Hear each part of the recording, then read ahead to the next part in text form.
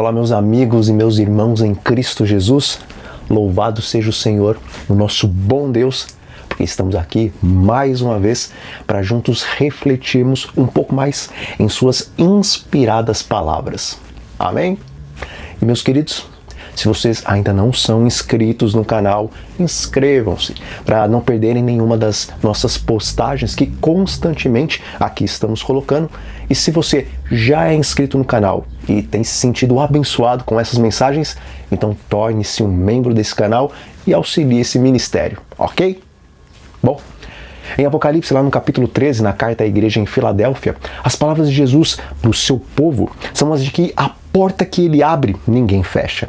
E a porta que ele fecha, ninguém abre. E, embora essas palavras elas estejam apontando mais especificamente para o momento em que Jesus passa do lugar santo para o lugar santíssimo, no santuário celestial, nós também podemos, através dessas palavras de Cristo, dirigir os nossos pensamentos à abertura e o fechamento da porta da graça.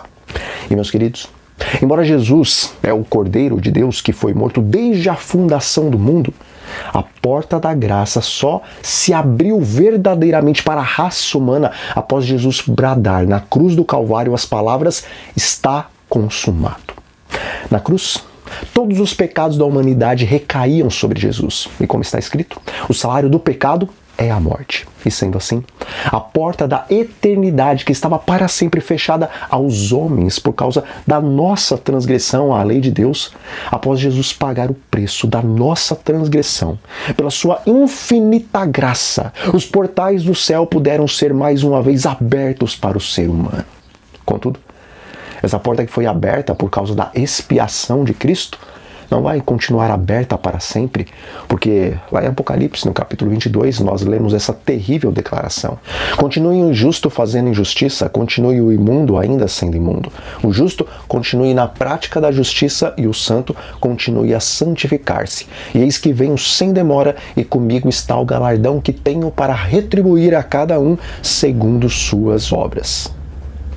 Irmãos, hoje, se ouvirmos a voz do Senhor a nos falar ao coração, não podemos fazer como o povo de Israel no deserto e endurecer-nos diante da misericórdia de Deus.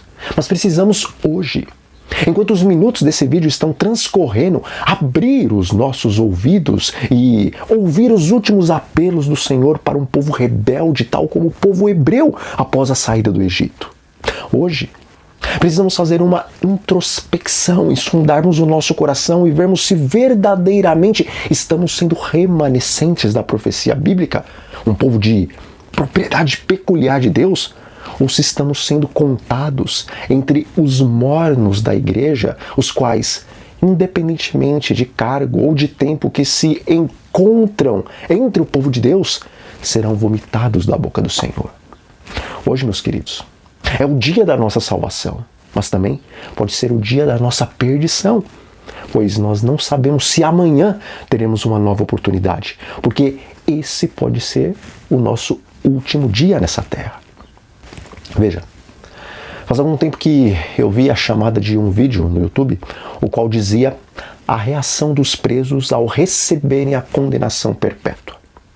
Obviamente, esse não era um vídeo com imagens de condenados brasileiros pelo fato do Brasil não ter prisão perpétua, mas não era necessário compreender uma única palavra que o juiz estava dizendo, porque ao ver a expressão dos condenados após receberem a sentença, suas fisionomias falavam mais do que 1000 palavras.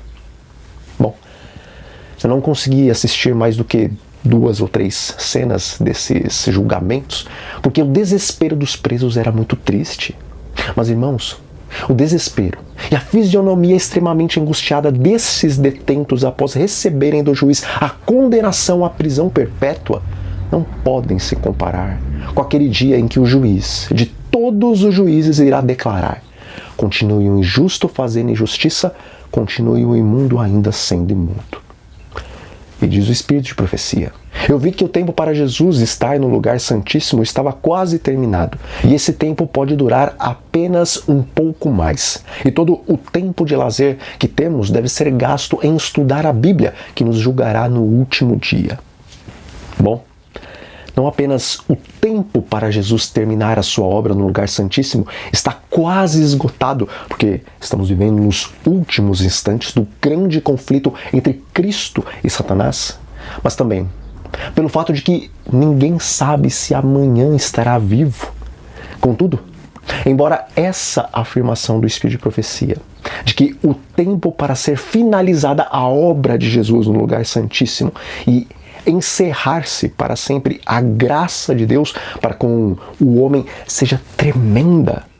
Uma outra coisa que impressiona nesse texto e, na verdade, nos deveria deixar chocados é a afirmação de que todo o tempo de lazer que nós temos deveria ser gasto no estudo da palavra de Deus, que será a regra pela qual nós seremos julgados.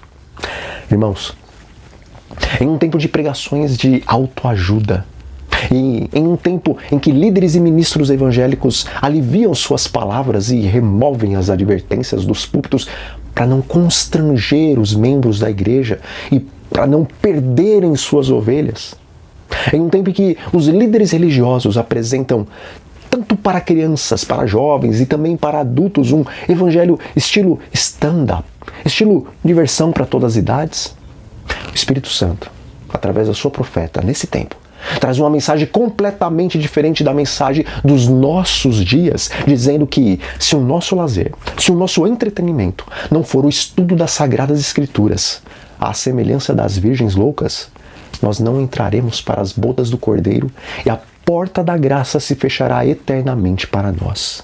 Por isso, em vez de gastarmos o nosso tempo precioso com filmes, séries, novelas, redes sociais e lazeres não santificados, como Davi, devemos dizer: mas eu me recreio na tua lei. E meus amigos, eu preciso ser claro e também direto com vocês. Caso nós ainda preferimos os lazeres desse mundo do que nos entretermos no estudo da palavra de Deus e do Espírito da profecia, isso só está acontecendo na nossa vida porque o nosso coração ainda permanece nesse mundo.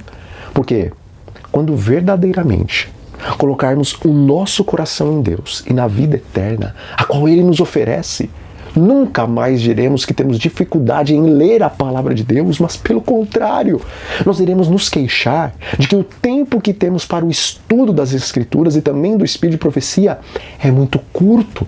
E nós oraremos a Deus pedindo que Ele nos conceda mais tempo de entretenimento com as sagradas e inspiradas verdades que Ele nos deixou. Bom, nós vamos ficando por aqui. Mas antes eu convido os irmãos a juntos fazermos uma oração. Senhor nosso Deus e nosso Pai, louvado e exaltado seja o Teu santo nome. Pai, o tempo é curto e logo Jesus terminará a sua obra no lugar santíssimo do santuário. Contudo, nós ainda nos entretemos com as coisas deste mundo e colocamos de lado o estudo das Sagradas Escrituras. Portanto, conceda-nos, Senhor, fome e sede de Ti e fome e sede do conhecimento da verdade, para que sejamos santificados na verdade. E isso nós lhe pedimos em nome de Jesus. Amém. Então, meus amigos, se essa mensagem falou ao seu coração, não se esqueça de deixar aí o seu like e também faça o seu comentário para que o YouTube divulgue essa mensagem para mais pessoas, ok? Fiquem todos sob a paz do Senhor Jesus e até a próxima.